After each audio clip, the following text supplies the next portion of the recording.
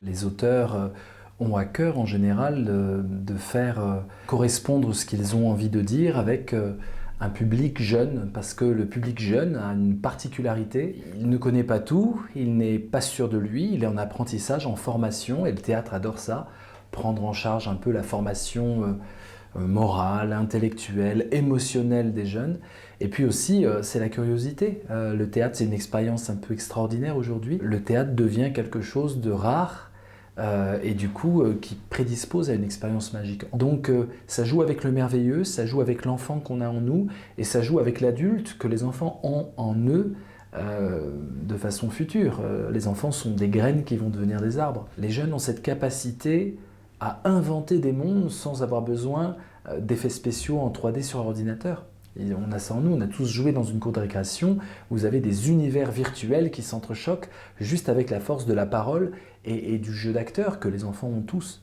Donc le théâtre adore l'enfance, l'adolescence, parce que c'est quelque chose où l'émotion transforme l'identité. Ensuite, il y a quelque chose de très important qui n'est pas encore bien pris en compte, c'est que quand on est jeune de 6e à la 3e, de la 6e à la 3e, en fait, on a envie de faire du théâtre nous-mêmes.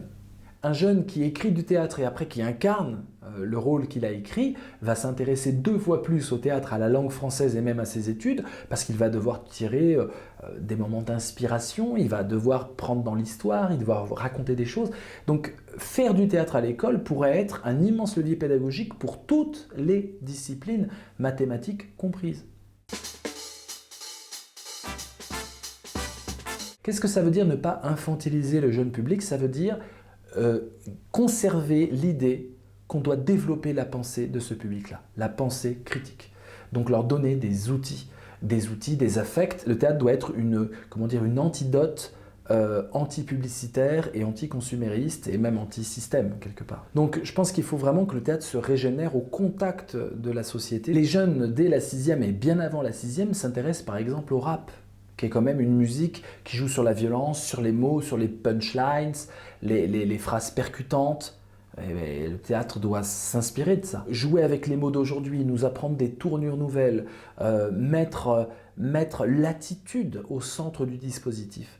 On a un théâtre pour la jeunesse qui n'a pas encore compris la puissance de l'attitude. Or, des jeunes de 6e ou de 3e se placent dans le groupe avec de l'attitude.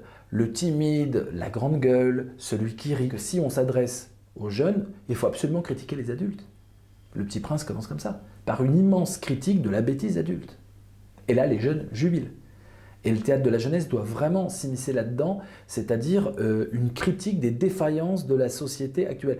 Suzanne Lebeau, ce qui est très intéressant chez elle, c'est qu'elle est aussi une intellectuelle du théâtre, elle ne fait pas qu'écrire pour la jeunesse, et elle comprend cette dimension subversive que le théâtre doit induire. C'est que les jeunes, ils veulent de la désobéissance. Regardez par exemple la série de dessins humoristiques et de petites histoires, Mortelle Adèle. Mortelle Adèle, c'est l'histoire d'une petite fille qui fait plein de bêtises et qui dit des gros mots. Et il y avait les malheurs de Sophie, de la comtesse de Ségur avant, qui découpait les poissons pour voir comment c'était quand on découpait les poissons et qui passait son temps à se faire punir et même violemment parfois. Les enfants ont envie de voir comment on dépasse les limites d'une morale imposée pour pouvoir questionner cette morale. C'est fondamental dans le dispositif éducatif. Je pense qu'il n'y a pas de limite à ce qu'on peut dire aux jeunes en termes théâtral. Voilà, je pense qu'il n'y a aucune limite. Les transgressions sont autorisées, on est sur les planches. Les mots, il y a tout un travail sur les mots parce qu'on est dans une période entre la 6e et la 3e où les mots font notre identité et on s'approprie la langue française, ou plutôt elle s'empare de nous. Nous sommes dans un monde en 2022 cybermoderne, c'est-à-dire une modernité ultra connectée qui va très vite, qui est très floue, en remaniement constant. Et dans ce monde, ce qui nous donne un tout petit peu, comment dire, de précision dans un monde très flou, on ne sait pas qui ment pas, il y a des fake news, tout tournoie. La seule lueur un tout petit peu stable, c'est une histoire. Donc nous sommes dans un monde où il va falloir nous raconter beaucoup plus d'histoires pour pouvoir voir clair. Mais il faut que les histoires soient communes. Parce que si les histoires, c'est chaque internaute qui se la raconte et puis sa petite communauté, on ne va pas tomber d'accord, on ne pourra pas faire société, on ne pourra pas faire civilisation. C'est du combat, le théâtre. C'est du combat avec des archétypes, c'est du combat avec des conflits, c'est du combat avec la vie qui est pleine de tumultes et d'adversité. Et cette vie-là, on doit d'abord la prendre dans un simulateur, on ne va pas exposer nos jeunes à la dureté de la vie actuelle. Et donc il faut quand même qu'ils soient exposés à la dureté de la vie, autrement que dans les informations pour les adultes où on voit des bombes russes tomber sur l'Ukraine. Il faut qu'on puisse être jeune, être en sixième, être confronté à la complexité du monde, être initié à la dureté de la vie ou à la complexité passionnante de la vie sans être confronté réellement à elle. Et le théâtre, c'est cette plateforme qui va faire de la vie un jeu au sens du jeu de l'acteur, mais aussi au sens du jeu vidéo. Par les mots, on peut agir sur le réel et décider de notre liberté. Et c'est extrêmement puissant.